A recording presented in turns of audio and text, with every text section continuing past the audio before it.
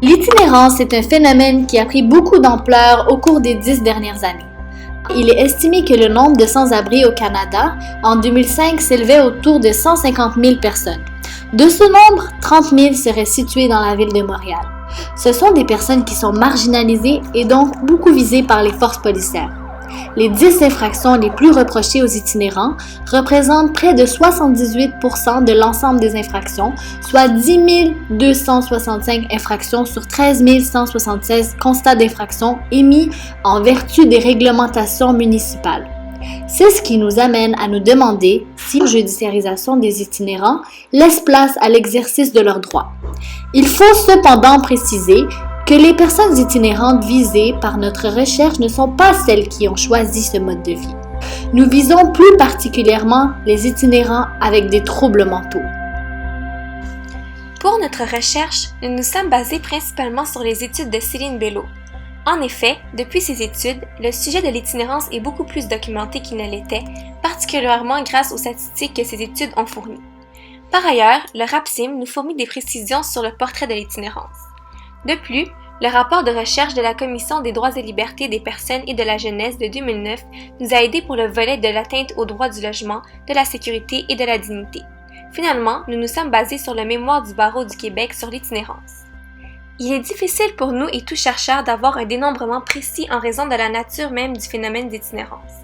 En effet, tel que mentionné à maintes reprises dans les recherches, les personnes itinérantes ne partagent pas toujours leur information de façon véridique et exacte. De plus, ce sont des personnes qui sont marginalisées de par la précarité de leur statut et de par leur déviation vis-à-vis de la société.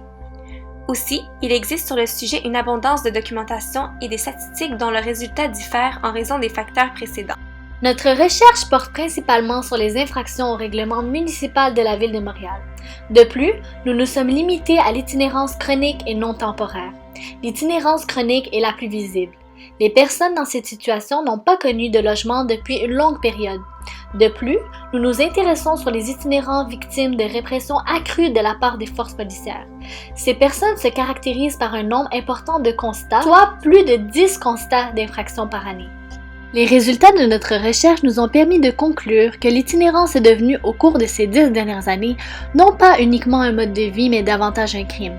La situation d'itinérance est perçue, dénoncée, contrôlée comme une situation de menace pour l'ordre public. C'est bien d'ailleurs pourquoi nous nous questionnions à savoir si l'itinérance était davantage brimée par sa dérangeosité que par sa dangerosité. Il est généralement reconnu que les itinérants font partie des personnes les plus démunies et les plus vulnérables de notre société. Ce classement a notamment pour effet d'imposer à chacun des membres de ce groupe l'image préjudiciable et stéréotypée que la société se fait des personnes itinérantes, soit celle de l'itinérant nuisible, agressif et dangereux. En ce sens, la judiciarisation des personnes itinérantes pour troubles à l'ordre public renforce alors ces préjugés. Les itinérants représentent une population vulnérable et diversifiée qui peine à faire valoir leurs droits, notamment à cause de la désorganisation des itinérants, soit la perte de toute carte d'identité affectant leur accès aux biens et services, dont notamment l'accès aux institutions hospitalières et financières. Aussi, il y a le fait que l'accès aux services juridiques est limité dû à la méconnaissance de ces services, à la difficulté de compréhension des termes juridiques et de leur méfiance face au système. Un autre obstacle juridique serait que les itinérants font l'objet, en raison notamment de leurs conditions sociales, de distinction et d'exclusion à certains services publics.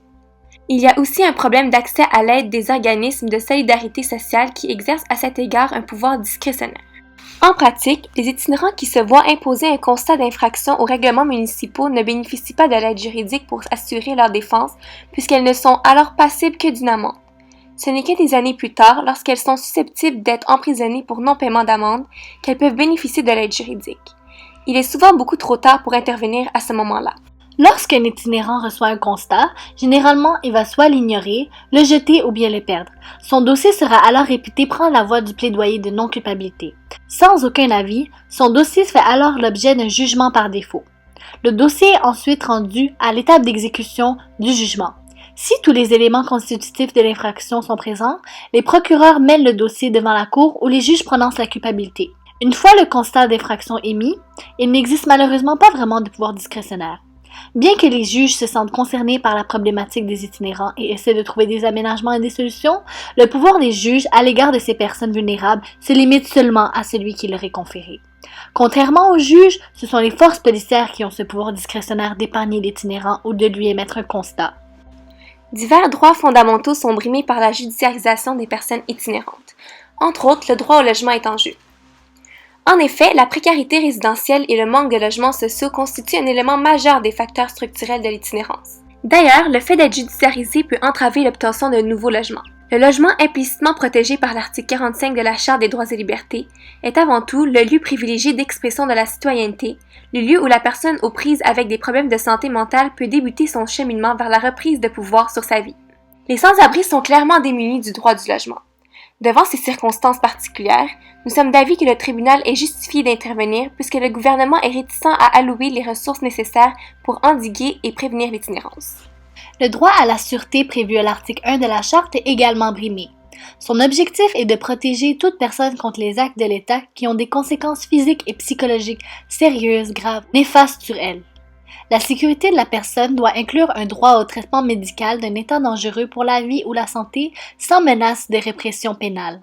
En forçant une personne dont la vie ou la santé est en danger de choisir entre, d'une part, la perpétration d'un crime pour obtenir un traitement médical efficace en temps opportun et d'autre part un traitement inadéquat ou pas de traitement du tout, le droit à la sécurité de la personne est violé. Aussi, le manque de sommeil peut avoir de graves conséquences sur la santé des personnes itinérantes.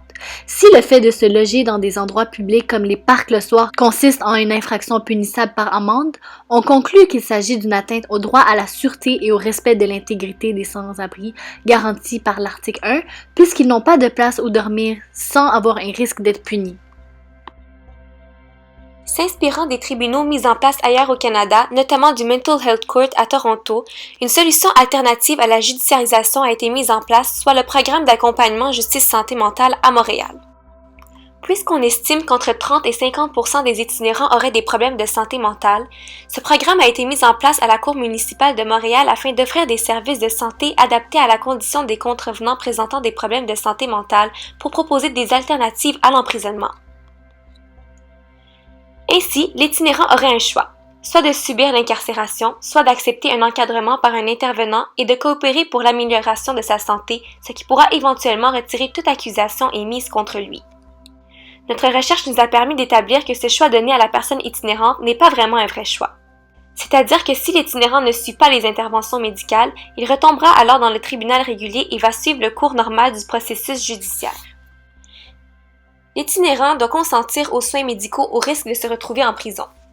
Ce consentement aux soins que l'on peut qualifier de vicié porte atteinte au droit à la liberté garanti par la Charte canadienne qui est intimement lié au concept crucial de dignité humaine. Ce dernier donnerait le droit de prendre des décisions personnelles fondamentales sans l'intervention de l'État. À la lumière de nos recherches, le droit à la dignité qui devrait conférer à l'individu une marge d'autonomie dans la prise de décision d'importance fondamentale pour sa personne n'est pas respecté lorsqu'on impose à l'itinérant un choix préconçu entre l'incarcération ou l'intervention médicale.